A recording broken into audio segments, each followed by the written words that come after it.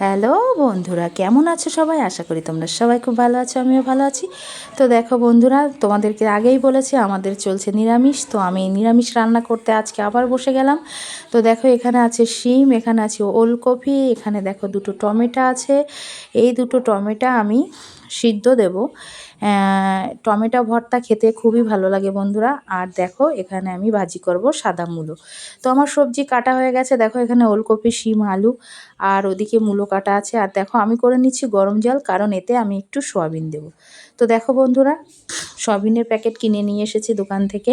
তো এদিকে কড়াইতে জল গরম করছি আমি। এবার দেখো আমি সয়াবিনের বড়িগুলো এর ভিতরে ছেড়ে দেবো। কি বলো তো বন্ধুরা, মাছ মাংস খাচ্ছি না তো, তাই নিরামিষ বাচ্চারা খেতে চাইছে না। তো একটু চেষ্টা করছি যে একটু সয়াবিনের বড়ি দিয়ে বা কিছু দিয়ে যদি ওরা একটু খেতে ভালোবাসে। আসলে ওরা কদিন ভাতই খাচ্ছে না নিরামিষ হচ্ছে বলে। তো দেখো এদিকে আমি বসিয়ে দিয়েছি একটু কালো জিরে আর একটু শুকনো লঙ্কা ফোড়নে দিয়ে আমি মূলোটা ভাজতে শুরু করেছি। সাদা মূলো ভাজা বন্ধুরা খুবই ভালো লাগে গরম গরম ভাতে। তো তোমরা কে কে এই মূলো ভাজি পছন্দ করো আমাকে একটু অবশ্যই বলবে কমেন্ট করে। তোমরা কমেন্ট করলে ভালো লাগে বন্ধুরা, তাই একটু কমেন্ট করবে, খুব ভালো লাগবে জানো তো। তো দেখো বন্ধুরা, আমার মূলো ভাজি হয়ে গেছে। এবার ওই কড়াইতেই আমি দেখো আবার গরম আছে কড়াইতেই তেল দিয়ে দিলাম।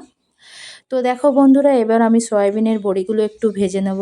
কি বলো তো বন্ধুরা, মশলা তো তেমন কিছু দেওয়া হচ্ছে না, পেঁয়াজ রসুন তো খাচ্ছি না, এমনি একটু গুঁড়ো মশলা দিচ্ছি, কারণ একদম না দিলে বাচ্চারাও খেতে পারছে না। তো আমার সয়াবিনটা প্রায় ভাজা হয়ে গেছে, আবার আমি এই সবজিগুলো দিয়ে দেব।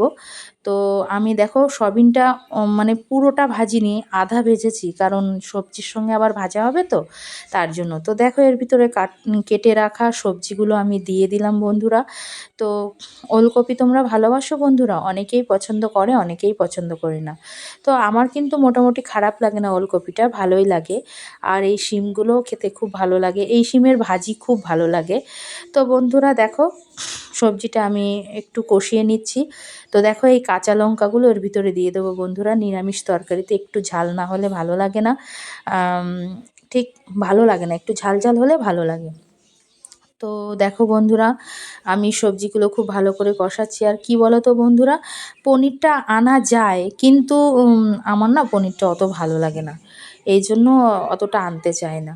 তো দেখো বন্ধুরা, এর ভিতরে একটু আদা বাটা আর একটু জিরের গুঁড়ো দিয়ে দিলাম আমি। তো সব মশলা দিয়ে আবার একটু আমি কষিয়ে নেব। আসলে সবজি যতটুকু কষানো যায় ভালো করে, ততই রান্নাটা ভালো হয়, আমার এটা মনে হয় বন্ধুরা। তোমরা অবশ্যই বলবে ঠিক বললাম কিনা। তো দেখো আমার সবজি প্রায় কষানো হয়ে গেছে, এবার আমি জল দিয়ে দেব। আসলে নিরামিষ তরকারিটা যদি সবজিটা একটু ভালো ভাজা হয়, ঝোলটা একটু ভালো ফুটানো হয়, আমার মনে হয় একটু টেস্টি হয়।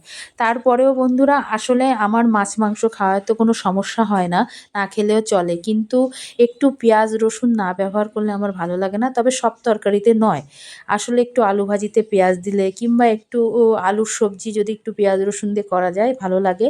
তো দেখো বন্ধুরা, পাঁচফোড়নে দিয়ে দিলাম শুকনো লঙ্কা আর পাঁচফোড়ন, ফোড়নে দিয়ে দিলাম। এবার আমি সবজিটি ঢেলে দিলাম। আসলে নিরামিষ তরকারিটা এইভাবে আর একবার যদি ফোড়ন দেয়া হয়, টেস্টি লাগে। তো আমার রান্না প্রায় শেষ বন্ধুরা, একটু জিরের গুঁড়ো দিয়ে দিয়েছি, ভাজা জিরের গুঁড়ো। তো দেখো এখানে টমেটো ভর্তা, এখানে মূলো ভাজি আর এখানে সবজি। তো বন্ধুরা, রান্নাটা কেমন হয়েছে অবশ্যই বলবে। সবাই ভালো থেকো।